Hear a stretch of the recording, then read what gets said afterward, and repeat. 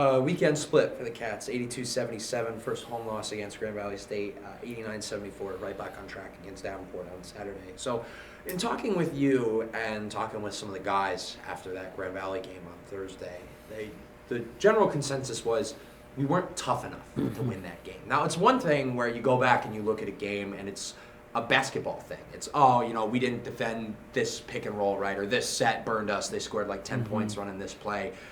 It's a little different when it's something intangible like that. So how did the team address that and come out and be tougher on Saturday against Davenport? Yeah, I mean, they just did. I don't know.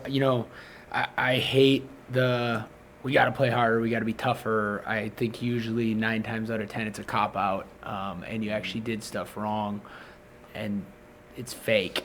In this case, we were just not tough enough. So I think it's the first time all year for sure, and maybe in 2 years, that I just blamed a loss purely on us not being tough enough. But in this case, I think it was that simple. We didn't get loose balls. They out-rebounded us. They were physical inside, and we didn't hold up well against it.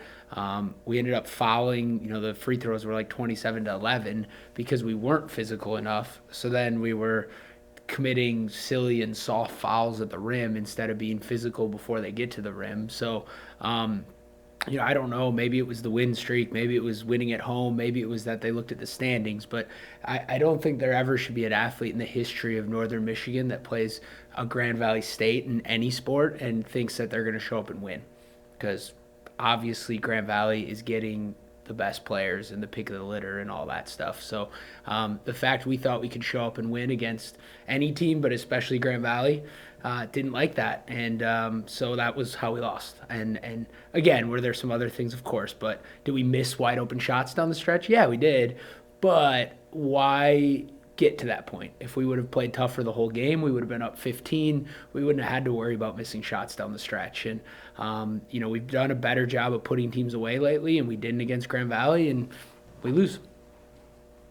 So with that, perhaps, a sense of maybe overconfidence there, like you had just touched on. But a lot of these guys have been playing with great confidence all year. Like, for example, especially these freshmen. I mean, Max Weisbrod calling his own number from way downtown to try and tie it. Now, it didn't go down, but still, I mean, just to even take that shot for a freshman and have the confidence to hit that is one thing. And then Dylan on Saturday trying to posterize somebody who's literally 7'2" and is like half a foot bigger than he is. I mean, can you speak to the confidence that has been instilled in these young guys and just the way that they've come out determined to not let their inexperience be a barrier? Yeah, I mean, they're confident because they're so talented and their teammates trust them. I don't think it hasn't been very hard to give them confidence. They show up every day and are awesome at basketball, and they're two of our most talented players. Dylan might be the most talented player in the whole league, and we see it every day. And I think Max had his first week of practice, he wasn't awesome. That was the only time he hasn't been awesome all year.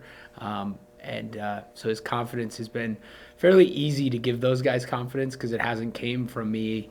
It's came from just how they perform and how they play. And then their teammates, to their credit, early on, there was no jealousy of how good those guys were as freshmen, and they just embraced it. And I think it says a lot about our team as a whole.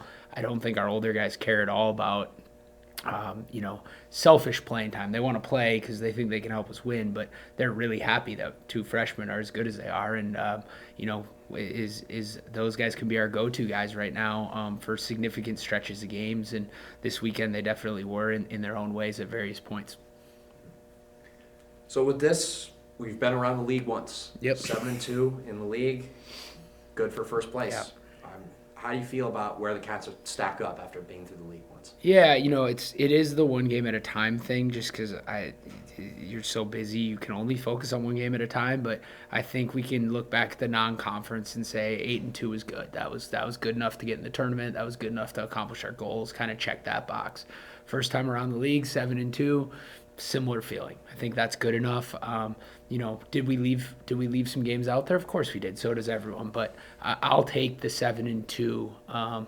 And now the second time around, I think these are the games that everyone. It's a lot about adjustments and just how we're going to change and how we're going to stay ahead of the teams we beat the first time. and the teams that beat us, hopefully we can change a little bit and catch up to them. So, it's always that. I think it's more scary to play a team you beat already, just in the sense of, they're going to come out even more hungry, and, we're going to get everyone's best shot. If you just look at how teams play against us, we're getting everyone's best every night, and even like the Grand Valley celebration afterwards. They treated it like they won the Super Bowl, which good for them. That's what we have to prepare for now, and it's fun. That's what you want. You want that target to a degree. It's just something that we haven't had here in a long time. That's something I wanted to ask you about, because connected with a lot of creatives around this league, just kind of in the nature of what I do, and I see all the photo and video content that comes out from these teams. But long story short, I did see the celebration, and without context, I wasn't able to make the game.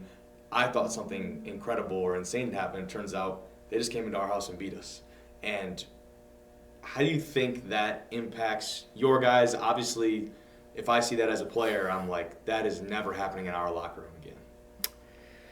Yeah, the problem with it is we've had an awful lot of those in other people's locker rooms. Is everyone's trying to do that, and when you're playing the best teams on the road, there's an extra special motivation. And in some ways, like, you go into those games and you know that if you win, it's going to be this really special win, because it's really hard to beat the best teams on the road. And we have 2 games this weekend, and if we find a way to win either one of them, we're probably going to be having a very similar celebration in one of their locker rooms, and I hope we get that chance.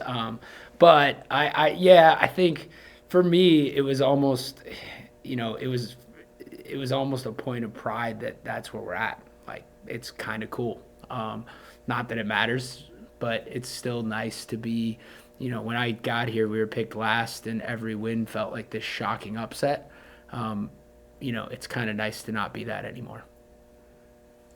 Well, Coach, like you said, it's certainly going to be tough this weekend, and a win against either of these teams would probably, maybe not warrant, but you'd certainly feel like popping off after a win against either one of these teams, with Lake State and Ferris on the docket, both on the road for this week. Coach, your thoughts going into this weekend, or this week's games? Toughest road trip of the year. Historically, 2 of the best coaches. You could argue the 2 best. I don't know, but 2 of the best. Lots of conference championships between these 2. The road trip, I haven't looked this up.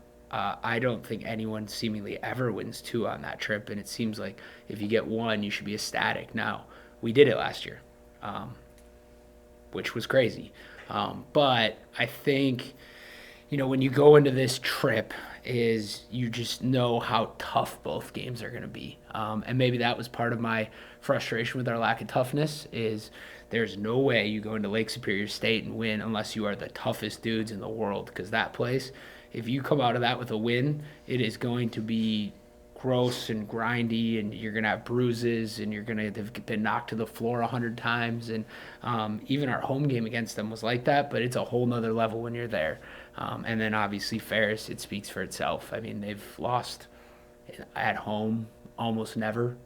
We have, I think, 3 wins there.